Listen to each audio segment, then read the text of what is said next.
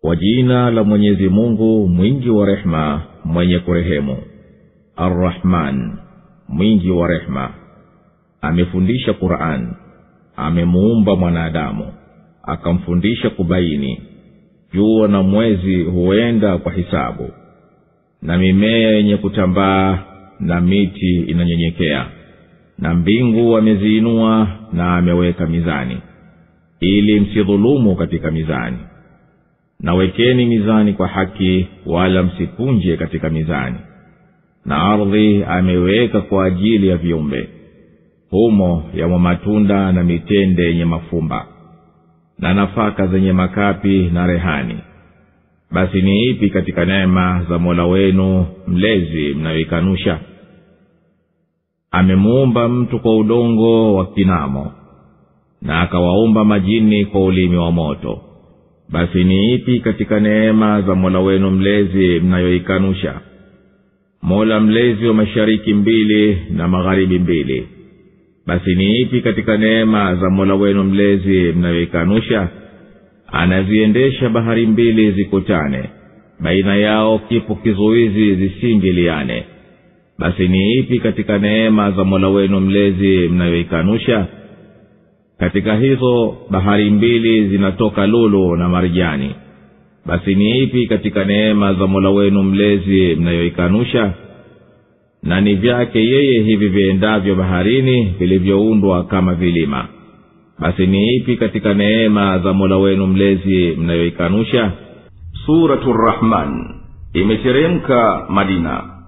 Sura hii imeingia kuzihisabu fadhila za neema za Mwenyezi Mungu, kwa kuanzia baada ya kumtaja Ar-Rahman mwingi wa rehema, kwa kutaja neema yake tukufu kabisa, nayo ni kufunza Qur'ani tukufu.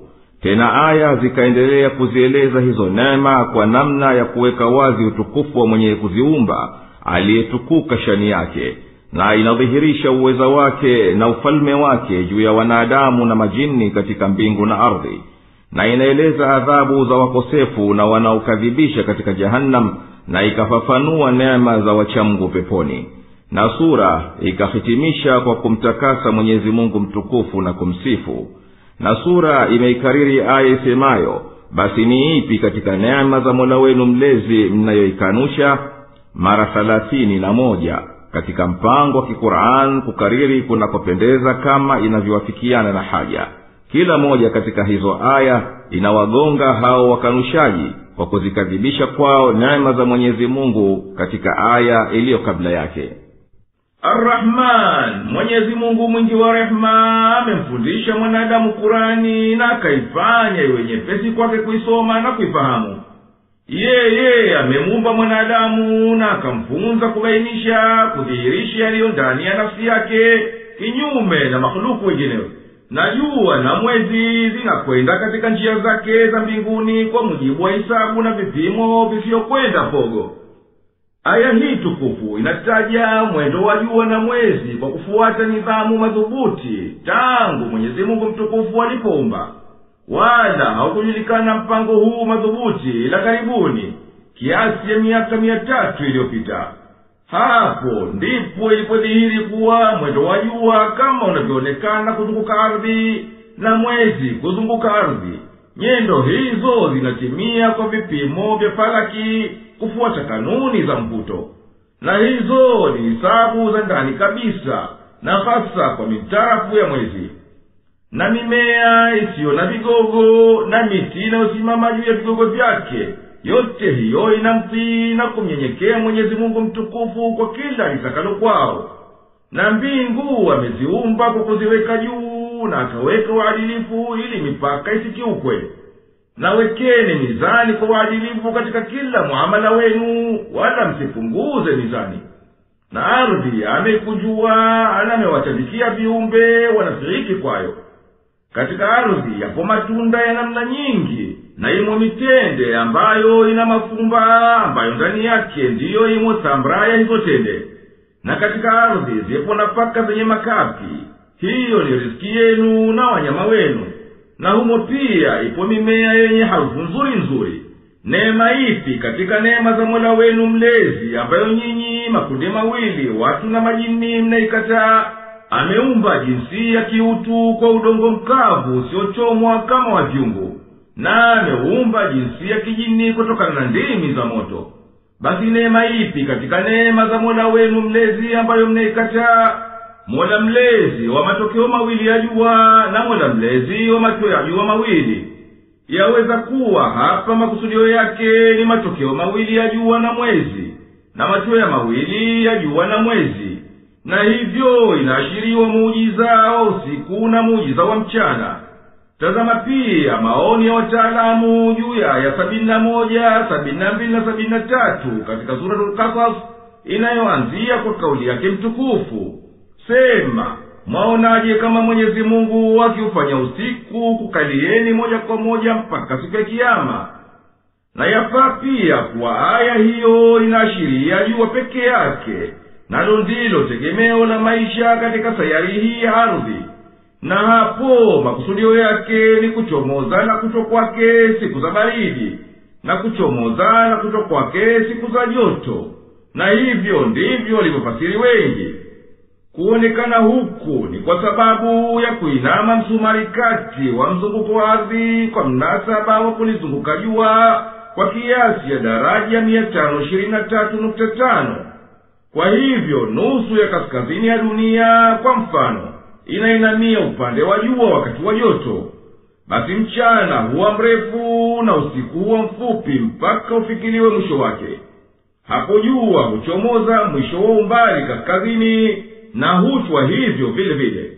Kisha jua huanza kurejea kusini kidogo kidogo kila siku mpaka lifike kati ya dunia na mashariki na magharibi ya kweli. Tena nusu hii ya kaskazini huzidi kuinama na kuliacha jua, na usiku huwa mrefu na mchana ukawa mfupi, na kuonekana jua linaendelea kusini zaidi mpaka kufikia ukomo wa kusini, na kisha hurejea tena kaskazini siku baada ya siku mpaka lifike katikati tena kwenye mashariki na magharibi ya kweli kweli. Sehemu ya kusini ya dunia inakuwa kinyume cha hivyo, na haya yanayoonekana huzidi kudhihiri kila ukenda kaskazini zaidi na kusini zaidi. Na hapana shaka kuwa mpango huu wa hikma ni kwa maslaha ya hali za maisha juu ya dunia, kwani kutokana na hayo ndiyo inapatikana misimu mbalimbali, na kwa hivyo miongo ya ukulima na kuvuna, na mambo yote yanayoonekana katika maisha ya wanyama na mimea. Basi neema ipi katika neema za Mola wenu mlezi mnayoikanusha? Mwenyezi Mungu anazipeleka bahari mbili ya maji matamu na maji ya chumvi, yanakaribiana bali yanagusana hasa juu yao, lakini baina yao kipo kizuizi kwa kudra ya Mwenyezi Mungu kinachozuia yasichanganyikane. Basi neema ipi katika neema za Mola wenu mlezi mnayoikataa? Humo hutoka lulu na marijani mnazozifanya kuwa ni pambo na kulivaa.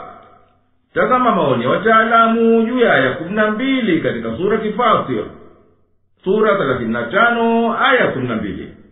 Basi neema ipi katika neema za Mola wenu mlezi mnayoikataa? Na yake yeye majahazi yaliyoundwa kwa mikono yenu yanayokwenda baharini, makubwa yamenyanyuka juu kama vilima.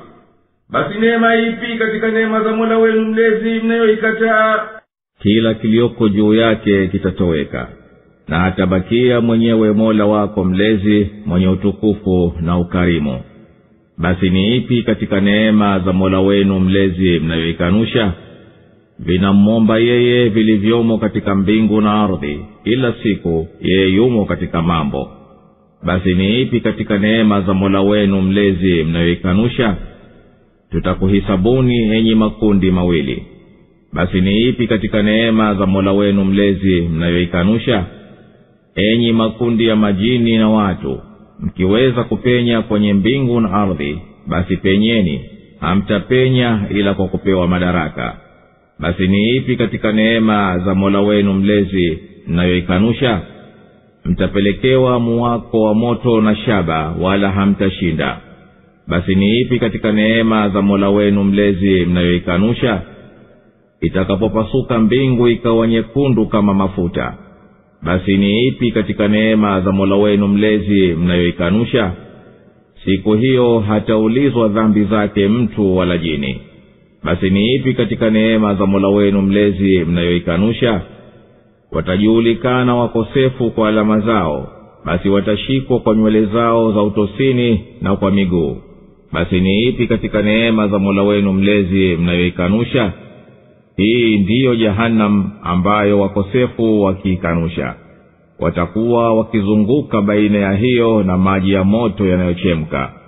Basi ni ipi katika neema za Mola wenu mlezi mnayoikanusha? Kila kilioko juu ya ardhi kitaondoka, na atabakia Mwenyezi Mungu tu mwenye utukufu na kuneemesha. Basi neema ipi katika neema za Mola wenu mlezi mnayoikataa? Wote waliomo mbinguni na waliomo katika ardhi wanamwomba haja zao Mwenyezi Mungu kila wakati. Yeye yumo katika jambo, hutukuza na huangusha, hutoa na hunyima. Basi neema ipi katika neema za Mola wenu mlezi mnayoikataa? Tutakushughulikieni kwa kukusudia kukuhisabieni enyi majini na watu siku ya Kiyama. Basi neema ipi katika neema za Mola wenu mlezi mnayoikataa? Enyi makundi ya majini na watu, ikiwa mnaweza kutoka pembezoni mwa mbingu na ardhi kwa kukimbia, basi haya tokeni. Lakini hamwezi kutoka ila kwa nguvu na kahari, na hayo hamna uwezo nayo.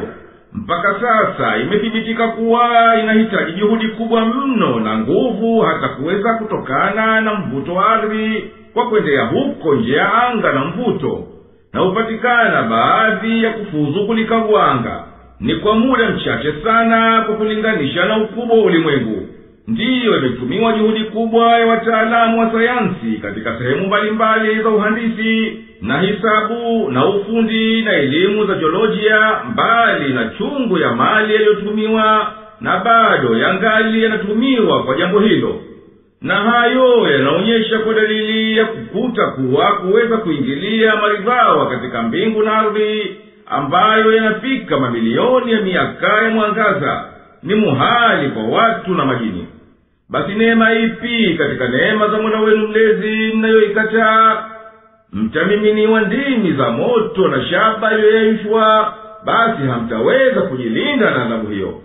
Shaba inakubaliwa kuwa ni katika madeni za mwanzo kujulikana na binadamu tangu zama za zamani, na inasifika kuwa daraja yake ya kuyayuka iko juu sana, kiasi ya daraja 1083 za centigrade.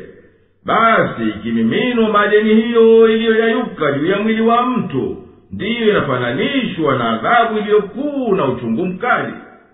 Basi neema ipi katika neema za Mola wenu mlezi mnayoikataa? Siku itakupasuka mbingu ikawa nyekundu iliyotibuka kama mafuta yanayoungua.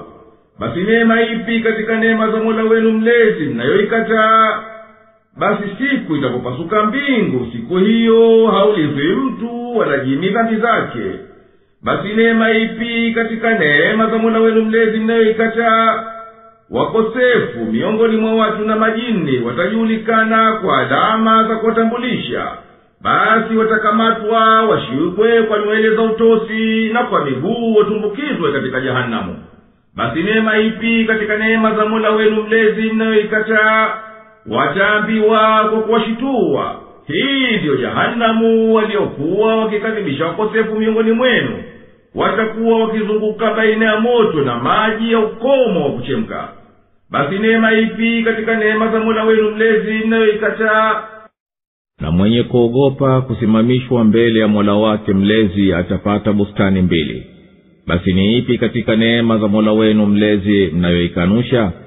Bustani zenye matawi yaliyotanda. Basi ni ipi katika neema za Mola wenu mlezi mnayoikanusha? Ndani yake zimo chemchem mbili zinazopita. Basi ni ipi katika neema za Mola wenu mlezi mnayoikanusha? Humo katika kila matunda zimo namna mbili. Basi ni ipi katika neema za Mola wenu mlezi mnayoikanusha? Wawe wameegemea matandiko yenye bitana ya hariri nzito, na matunda ya bustani hizo yapo karibu. Basi ni ipi katika neema za Mola wenu mlezi mnayoikanusha? Humo watakuwamo wanawake watulizao macho yao, hajawagusa mtu kabla yao wala jini. Basi ni ipi katika neema za Mola wenu mlezi mnayoikanusha? kama kwamba wao ni yakuti na marjani, basi ni ipi katika neema za Mola wenu mlezi mnayoikanusha? Ati yaweza kuwa malipo ya ihsani ila ihsani? Basi ni ipi katika neema za Mola wenu mlezi mnayoikanusha? Na zaidi ya hizo zipo bustani nyingine 2. Basi ni ipi katika neema za Mola wenu mlezi mnayoikanusha? Za kijani kibivu. Basi ni ipi katika neema za Mola wenu mlezi mnayoikanusha? Na chemchem 2 zinazofurika. Basi ni ipi katika neema za Mola wenu mlezi mnayoikanusha? Imo humo miti ya matunda na mitende na mikomamanga. Basi ni ipi katika neema za Mola wenu mlezi mnayoikanusha? Humo wamo wanawake wema wazuri. Basi ni ipi katika neema za Mola wenu mlezi mnayoikanusha? Wanawake wazuri wanaotawishwa katika mahema. Basi ni ipi katika neema za Mola wenu mlezi mnayoikanusha? Hajawagusa mtu wala jini kabla yao. Basi ni ipi katika neema za Mola wenu mlezi mnayoikanusha? Wameegemea juu ya matakia ya kijani na mazulia mazuri. Basi ni ipi katika neema za Mola wenu mlezi mnayoikanusha? Limetukuka jina la Mola wako mlezi mwenye utukufu na ukarimu. Na mwenye kuhofu uweza wa Mola wake mlezi atakuwa nazo bustani 2. Basi neema ipi katika neema za Mola wenu mlezi mnayoikataa? Bustani hizo zina matawi ya kufurahisha mazuri. Basi neema ipi katika neema za Mola wenu mlezi mnayoikataa? Katika bustani hizo mtakuwa na chemchemu zinazopita maji kama wapendavyo. Basi neema ipi katika neema za Mola wenu mlezi mnayoikataa? Humo mtakuwa namna 2 ya kila matunda. Basi neema ipi katika neema za Mola wenu mlezi mnayoikataa? Wametegemea na kutua juu ya matandiko ambayo bisana yao ni ya atlasi hariri nzito, na matunda hizo bustani 2 yatakuwa karibu kwa mwenye kuyachuma. Basi neema ipi katika neema za Mola wenu mlezi mnayoikataa? Katika hizo bustani watakuwa wake wenye kuhifadhi macho yao, hawawaangalii la waume zao tu waliobikra, hawajakaribiwa kabla yao na mtu wala jini. Basi neema ipi katika neema za Mola wenu mlezi mnayoikataa? Wanawake hao kwa uzuri wao na usafi wao wa rangi ni kama yakuti na marijani. Basi neema ipi katika neema za Mola wenu mlezi mnayoikataa? Malipo ya vitendo vyema hayawezi kuwa ila kwa sababu njema. Basi neema ipi katika neema za Mola wenu mlezi mnayoikataa? Na mbali ya bustani hizo zilizokushatajwa zipo 2 nyinginezo. Basi neema ipi katika neema za Mola wenu mlezi mnayoikataa? Za kijani iliyokoza mno rangi yake hata ikawa inaingia katika weusi. Basi neema ipi katika neema za Mola wenu mlezi mnayoikataa? Ndani humo zimo chemchemu 2 zinazofurika maji yasiyokatika. Basi neema ipi katika neema za Mola wenu mlezi mnayoikataa? Humo itakuwamo miti ya matunda mbalimbali na mitende na mikomamanga, yani mikuzumani. Huenda huku kutajwa hasa tende na komamanga kwa kuwa ni matunda bora kuliko mengineyo, kama zilivyothibiti kwa mujibu wa wataalamu. Kwa kuchambuliwa tende kwa ujuzi wa kimia, imeonekana kuwa ina sukari 75 katika 100 takriban, na aghlabu yake ni sukari ya miwa. Na vile vile zimo sukari zilizogeuka, yaani sukari ya matunda fructose, na sukari ya zabibu glucose, nayo ni nyepesi kuungua katika mwili, na kwa hivyo humpa mtu nishati ya kufanya kazi vizuri viungo na kupa mwili joto. Na pengine labda ndiyo hikma ya Mwenyezi Mungu kumwamrisha Mariamu aletende ili arejeshe nguvu zake baada ya machungu ya kuzaa. Mbali na hayo, tende inayo sehemu kubwa katika calcium, yani chokaa, na chuma, na fosfori, yani phosphorus, ambazo mwili unahitajia. Na imo pia kiasi maalum ya nicotinic acid, ambayo ni vitamini ya kuleta maradhi ya pellagra, na vitamini A na B, na zimo pia protein na mafuta. Na vitu hivi vinaifanya tende kuwa ni chakula chenye manufaa ya kukamilika. ama komamanga au kudhumani kwa Kiswahili cha kaskazini imo katika pupwa zake au maji yake sehemu kubwa ukilinganisha na matunda mengineyo ya lemonic acid ambayo inasaidia inapoungua katika mwili kupunguza athari ya ukali acidity au humuza katika mkojo na damu inayosababisha kuepukana na maradhi ya nakras au gout, kuumwa viungo aghlabu kidole gumba cha mguu na kufanyika mawe katika mafigo. Juu ya hayo katika maji ya komamanga zimo sukari namna mbalimbali si haba 11 katika 100 zilizo nyepesi kuungua na zenye kuleta nishati ya kufanya kazi.